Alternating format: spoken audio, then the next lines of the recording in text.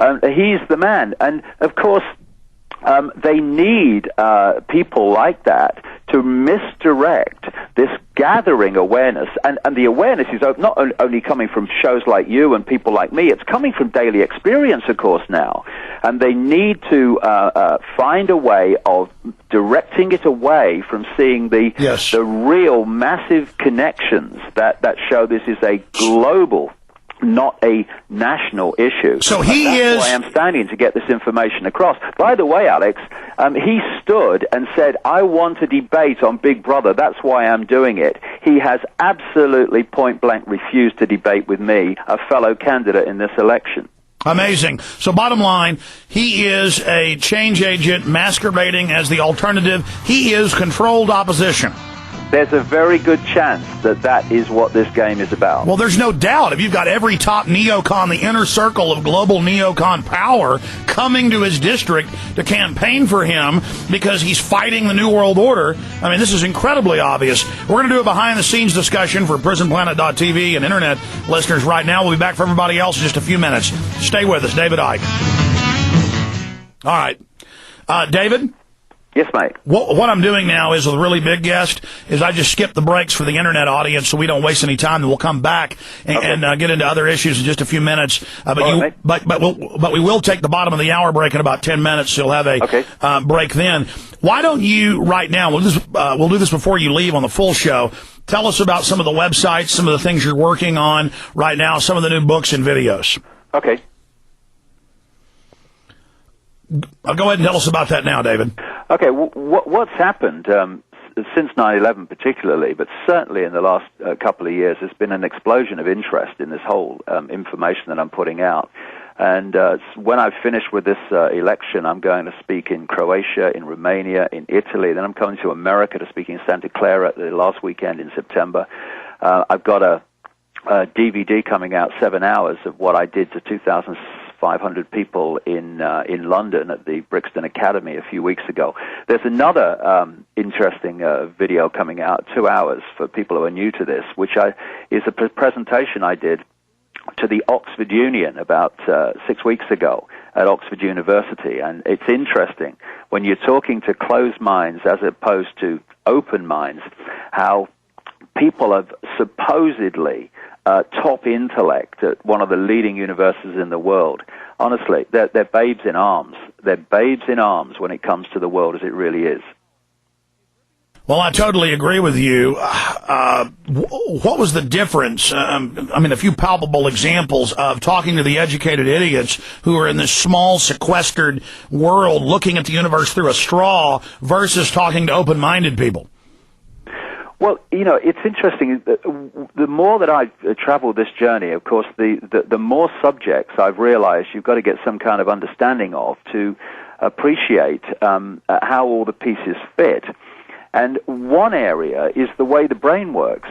You know, there are two sides to the brain, two hemispheres of the brain. The right brain is the creative. It's the out there. It can see connections. It can think in a different way, in a maverick way, in an off-the-cuff way, with imagination. And then you've got the left brain, which we need, which is about language, it's about seeing everything as a part, it's about seeing structure and all the rest of it.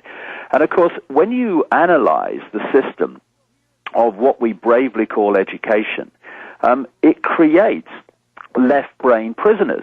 To progress within the system, you have to go to school.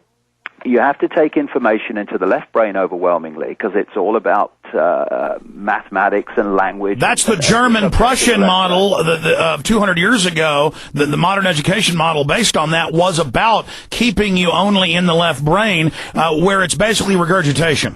Yes, exactly. And so if you analyze the system, you go through school, and if you're very good at taking in left brain information, holding it, and then regurgitating it out on an exam paper, then you progress into university and what have you, and you do the same again at a higher level. You then choose your specialization, medicine, science, whatever, and you do the same again at a higher level in your specialization. And you're like specialized insects who are sequestered, perfect to be inserted into the Illuminati compartmentalized pyramid, whereas you have the artist, free-thinking, truly creative mind, which has always been the enemy of the New World Order.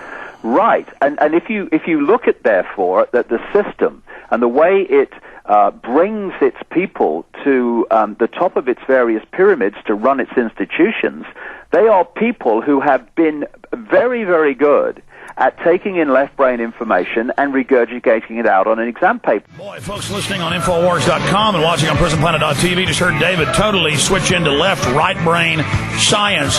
Restate that without me interrupting, David. Break down the left-right, and I've read the research. You're absolutely accurate in what you're saying. For people and how this Illuminati pyramid goes after certain compartmentalized, shuttered individuals. Like you'll talk to globalists and you'll find out they're compartmentalized and have been selected because like a specialized insect in an anthill, they carry out a specific function, which is totally left brain. Yeah, once I began to understand how the brain worked, society started to make real sense to me. Because we have two hemispheres of the brain. There's the right brain, which is the creative, it's the out there, it's the maverick, it's the free thinking. It's that which will not be imprisoned. It's that which can see connections between things and not just see everything as divided and apart.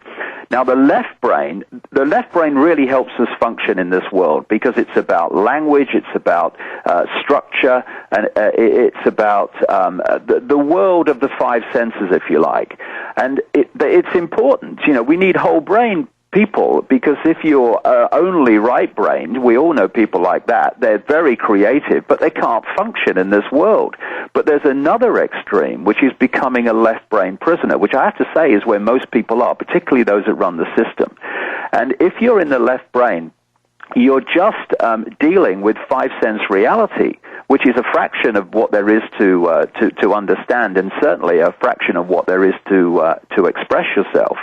And the system is designed to lock people in that tiny left brain reality, and they do it not least through the bravely entitled education system, because as you go through school, what are you doing? You're taking in left brain information, hold it, and now give it me back on an exam paper, tell the system what it's told you, and then you progress because you're very successful at school. That's basic programming.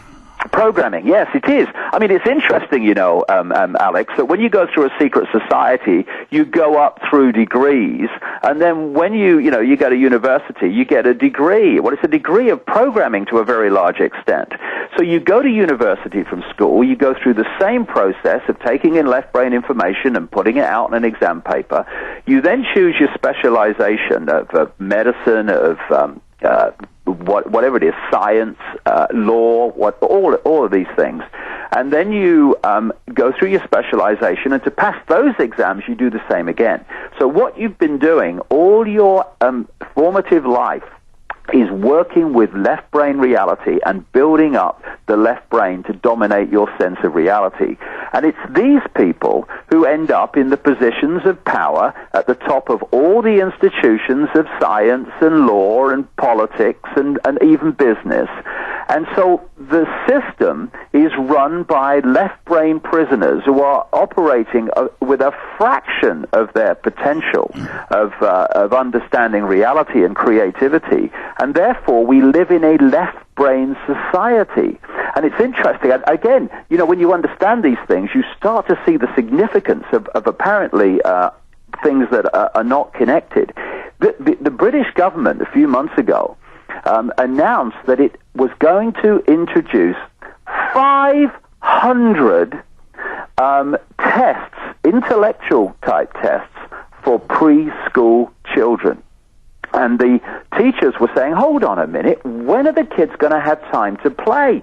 They don't want them to play, because play is an ad-lib, imaginative right brain thing. Here in the U.S., I don't know about England, they have banned dodgeball, then it was play, then it was tag. Now they're just getting rid of recess, and again, they want to keep you in that left brain, as the Prussians discovered over 100 years ago. Their own documents, as you know, David, I'm sure you've seen them, say that they don't ever want you to relax or have time to think or daydream or have a philosophic. It's all just machines compartmentalizing the mind with the 7 periods. That's absolutely right. Daydreaming is a very, very important point. Daydreaming is a right brain kind of activity. Well, it's also a communion between the cerebral cortex of the left and right and the subconscious, which is the larger, more powerful system. Yeah, so what they want to do is lock people into left brain reality, because it's basically putting them into a reality bubble, what I call the eggshell.